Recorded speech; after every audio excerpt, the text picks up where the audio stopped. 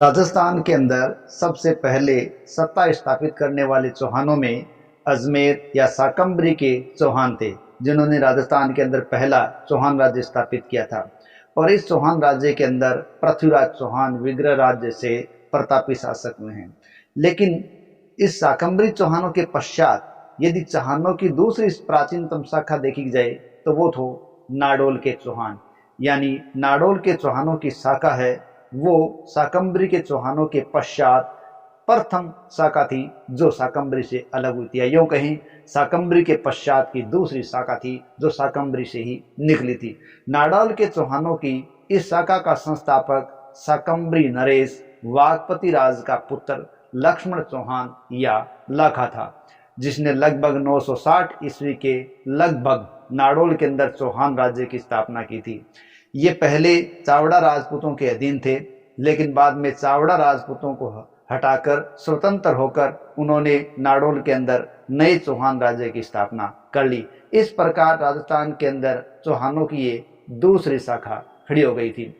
तो वाघपति राज के पुत्र जिन्होंने ये शाकंभरी के पश्चात दूसरी शाखा स्थापित की थी, वो इतिहास में एक अलग ही शाखा के रूप में नजर आती है। लेकिन कालांतर में क्या हुआ कि कालांतर में जालौर की शाखा के अंदर ही समाहित हो गई थी। और लक्ष्मण जो है वो वाघपति राज के पुत्र थे। वाघपति राज शाकंभरी के नरेश थे। 917 के आसपास से लेकर 944 ईस्वी के आसपास शासन किया था, और ये वप्पे राज के नाम से भी इतिहास में दर्ज हुए हैं। और ये भी एक प्रतापी शासक थे और चौहानों के अंदर पहले शासक माने गए हैं जिन्होंने महाराजा की उपाधि धारण की थी। और ये हर अभिलेख से पता चलता है। तो इन्हीं वाघपति राज के पुत्र ने ही एक नई शाखा नाडोल की शाखा को स्थापित किया था।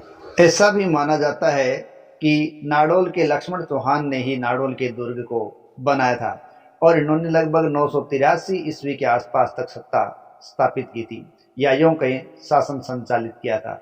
उसके बाद नाडोल में लक्ष्मण चौहान के उत्तराधिकारियों में सौबीत, बलराज, महेंद्र, अहिल, बाला प्रसाद, पृथ्वी प्रसाद, पृथ्वीपाल आदि अनेक शासकों के नाम प्राप्त होते हैं। बताया जाता है नाडोल शाखा के संस्थापक लक्ष्मण राज चौहान ने ही नाडोल पाली में अपनी कुल देवी आशापुरा माता का मंदिर बनवाया था, अर्थात चौहानों की कुल देवी आशापुरा माता। ध्यान रहे, नाडोल पाली के अंदर देसूरी के पास स्थित एक क्षेत्र है जहां दूसरी चौहान सत्ता स्थापित हुई थी। सुमदा हिल शिलालेख तथा पृथ्वीराज विजय से पता चलता है कि चौहानों के नाडोल शाखा के अंदर केहल या कल्हण देव या कल्हण नाम से एक राजा हुआ था, केल्हान देव। उस केल्हान देव ने कायंद्रा के युद्ध में भाग लिया था।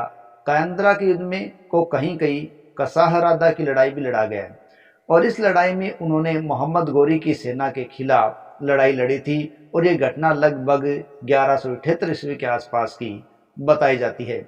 इसके अलावा नाडोल के चौहानों के शासक कल्हण या केल्हान देव ने बताया जाता है कि अपनी 2 पुत्रियों का विवाह श्रृंगार देवी और लल्हान देवी का विवाह आबू की परमार शाखा के शासक धारावर्ष से किया था। लल्हान ने ग्वालियर के प्रतिहार प्रमुख विग्रह से विवाह किया था। इस प्रकार बड़े घरानों के अंदर वैवाहिक संबंध स्थापित होने और कायंद्री जैसे युद्ध में मोहम्मद गोरी के खिलाफ लड़ने के कारण केहल देव को एक अलग ही स्थान प्राप्त हुआ है। नाडोल के इसी चौहान शाखा के अंदर एक शासक हुआ है कीर्तिपाल चौहान। बताया जाता है उन्होंने 1177 ईस्वी के लगभग मेवाड़ के शासक सामंत सिंह को भी पराजित कर दिया था, और एक बार तो मेवाड़ को भी अपने अधीन कर लिया था।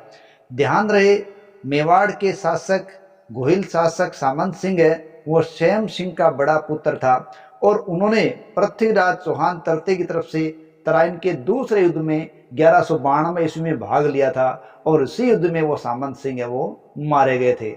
और सामंत सिंह का विवाह है वो पृथ्वीराज चौहान तरते की बहन के साथ ही हुआ था। तो उन्हीं सामंत सिंह को नाडोल के कीर्तिपाल चौहान ने 1177 ईस्वी के अंदर हरा भी दिया था। इस प्रकार नाडोल के चौहान भी कम नहीं थे।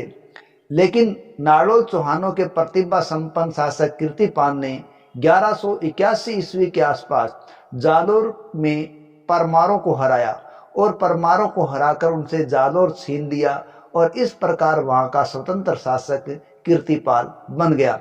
और 1181 ईस्वी के आसपास उन्होंने जालोर के अंदर एक नई चौहान सत्ता की स्थापना कर ली थी।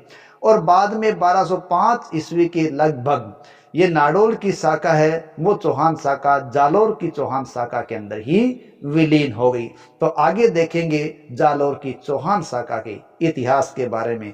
तब तक के लिए जय हिंद जय भारत। जुड़े रहिए हमारे famous stories of the world की सीरीज में इसी प्रकार की कहानियों को जानने के लिए। धन्यवाद।